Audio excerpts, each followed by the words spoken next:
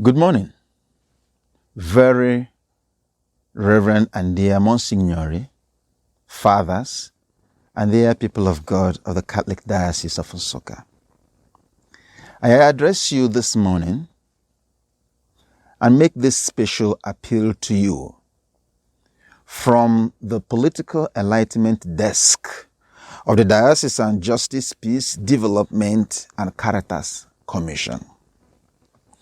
This commission held its meeting yesterday, and in attendance were the 4 directors of its different desks.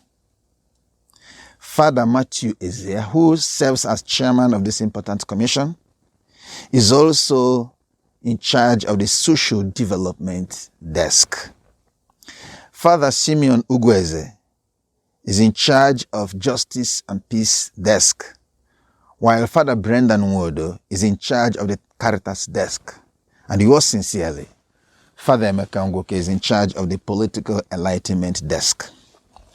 At the end of our deliberations, it was resolved that I should make this appeal to all our priests and all the Catholic faithful, and indeed all men and women of our diocese who have a care for the well-being of our state and the conditions of life in our country, to please get registered expeditiously and immediately so you can vote, so you can exercise your franchise, so you can have your say in the forthcoming general elections. I say this as a matter of responsibility. The challenge before us is not only a civic duty, a moral responsibility, but also a religious obligation. We live in society and we have responsibility toward that society. Our life in society pivots around politics if we are in a democratic setup. And indeed, even if we were not, because there will still be politics insofar as collective decisions will be made. But there can be no democracy without politics. So even in a military regime, there will be politics. There will be collective decisions made for the people and implemented. So, whereas politics can exist without democracy, democracy cannot exist without politics. If you value our democracy, if you value the chance of having a say in the affairs of our state, if we really care about how things are moving in the country, then please, you have a moral and urgent duty to exercise your franchise. And we have just a very short window open to us right now. The registration of voters, pre-registration, transfer of registration ends by 30th of this month. So we have just a few more days. So I ask and appeal to our priests, those who are on transfer, to go to the INEC website, which I shall be posting alongside this video, to have your registration transferred to your new parishes, so that from your parishes you can lead the people in that moral and religious duty of having a say in what happens in our common affairs. We cannot continue in our apathy.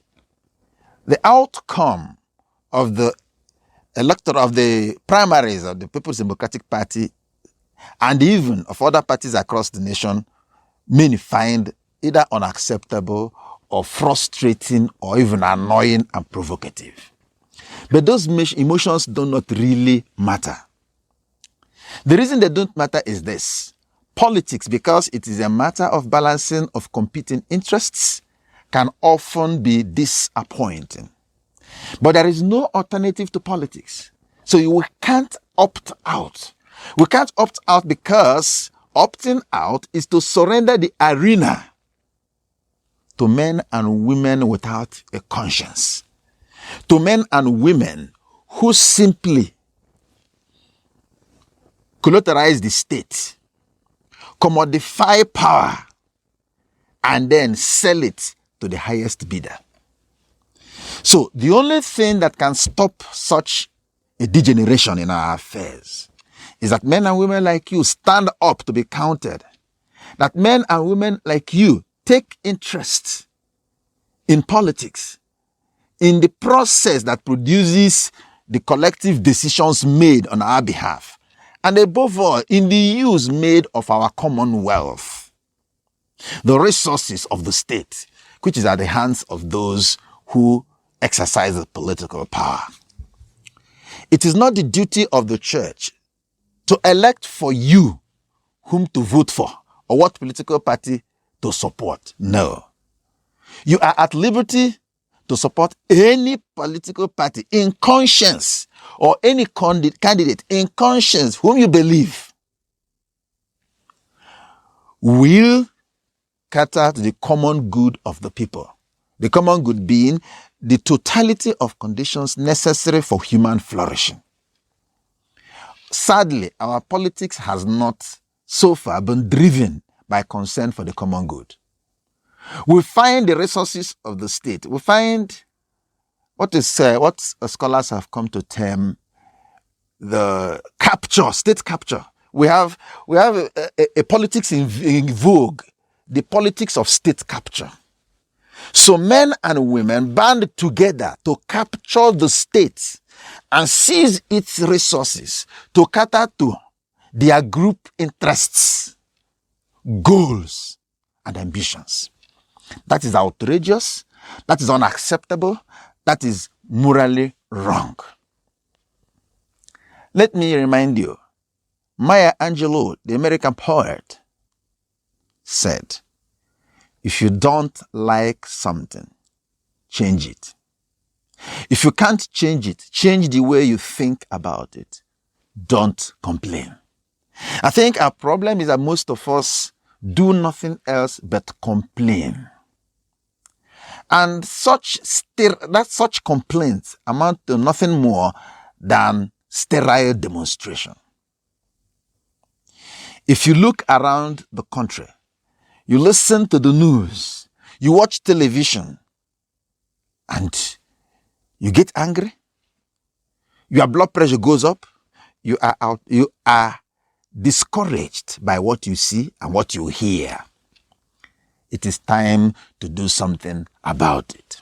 It is not enough to be annoyed. Our annoyance must translate to anger. Our anger must translate to outrage. Our outrage must translate to determination. Our determination must translate to action. And that action begins with the voter registration. If you have never been registered before, now is the time to do it. If you were previously registered, you can confirm that your name is still in the register. If you are registered previously but you have moved your domicile, you can transfer your registration to your new place of domicile. And this is especially important for our priests who were moved around during the last location, so that you can actually lead the people of God to exercise this important civic responsibility. I thank you for your time. I thank you for your attention. And I ask you, please, do not fail your fatherland. This is a moment of need. This is a time of trial. The jackals are on loose against our country. It requires men and women such as you are, people of conscience, people of faith, are required now to stand up to be counted, to stand up against this kind of takeover of the state, to stand up to save what still can be saved of our country. Thank you.